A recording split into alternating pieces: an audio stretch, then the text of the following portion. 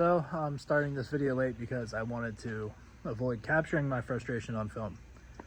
We got the clutch pedal out, we got the return spring or depression spring reinstalled. The tick master has been removed, that's right here. I got brake fluid all over the car and I had to wash it off like 4 times. Is what it is. I think we have all the parts. I got to rebuild the torque tube tomorrow morning, so obviously we got new pilot bearing because this one's smoked, new input shaft because that one's smoked, new master cylinder, obviously I got to put that in. Looks like it's pre-bench bled, so I didn't want to take the reservoir off.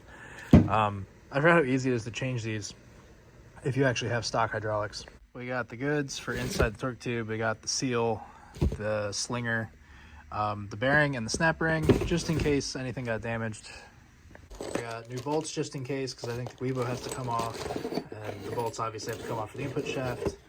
This is a little thicker than stock, so this is cool. At least some of the money I spent was to upgrade, not just to replace shit that I broke being stupid.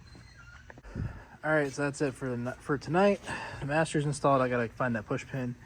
Clutch pedals all hooked back up and bolted back in place. I have to put the neutral safety switch back in. I had to take that out to get the tick master to come out. Since it comes out with the clutch pedal bracket, there's the bracket for the neutral safety switch. It was very much in the way. So I got to deal with that tomorrow. I've had enough for today. Bending over that rocker backwards made my back hurt, so yeah. So got the car up on the lift, gotta degrease all this stuff, and we got a heat shield kit for the tunnel. Try to cut down on the radiating heat into the car a little bit. And I went and picked up a new slave this morning so I can cut this out, move my speed bleeder over, all that, and then while the header's out, I'll zip tie my master cylinder line out of the way. We had one of those hit the header and catch on fire like 2 hours from home once, and that sucked, so I'm trying to avoid it doing that again. So yeah, clutch is in, all bolted up, ready to go. Torque tube's ready to go, got the new input shaft. Had to take clutch back off, put the pilot bearing in because I forgot to do that, so yeah, had to do that twice, but it is what it is.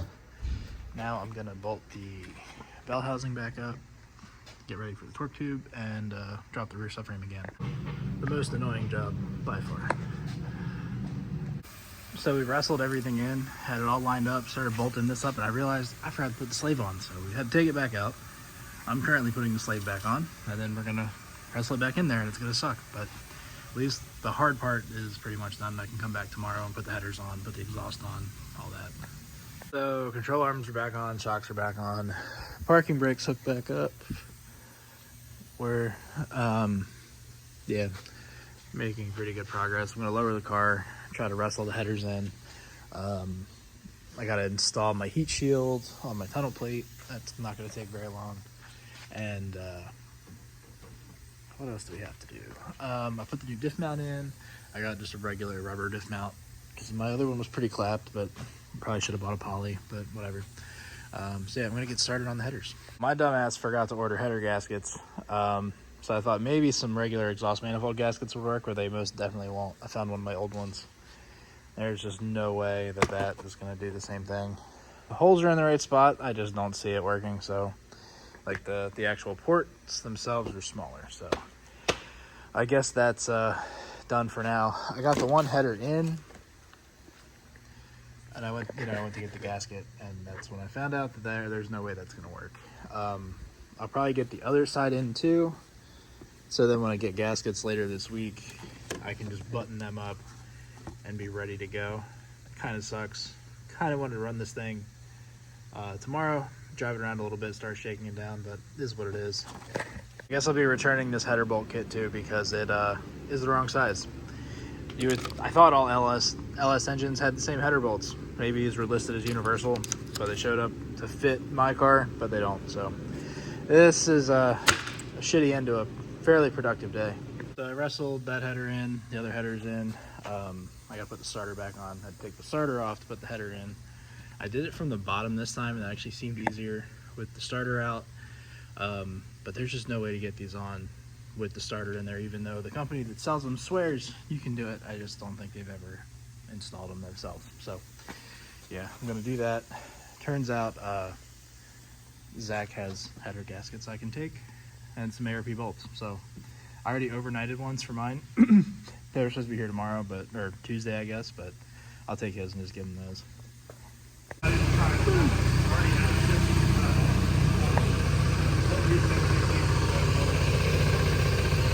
All right, so I made some really good progress. Mufflers are in, sway bars reattached, the whole X pipe is in. I have to tighten some things and make sure it doesn't rub here. It's rubbed here a couple times, and the tank is obviously right there, so if it rubs through, gonna have a bad time. Diff has been refilled, transmission's filled, all the stuff, the heat shielding, that's the word. It's all in there. It looks really cool. New filter, changed the oil because it was sat open for a month. Headers are on. We went through and zip tied everything to be safe, like zip tied all this stuff out of the way. Got the slave cylinder line and everything out of the way on this side. Yeah, so a lot of preventative stuff. The only thing I still need to do after I finish buttoning these up, we need to bleed the brakes, bleed the clutch, and bolt the shifter back up, put the center console back together, and we're good. I might leave the center console out for now just to save some time so we can start driving it. It's not a big deal to put that back in once the shifter's installed, so yeah.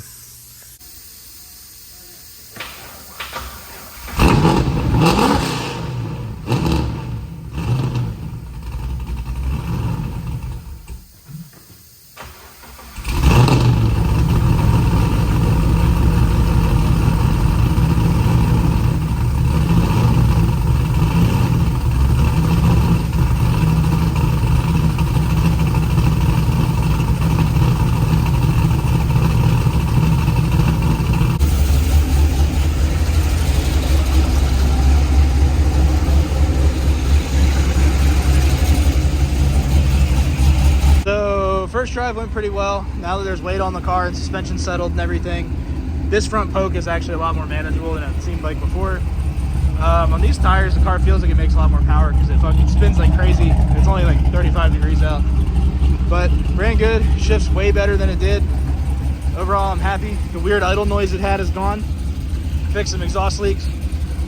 I don't think I can be mad about the progress we made. It just sucks that it cost so much money. But anyway, thanks for watching. Hopefully we do some cool shit with this car soon.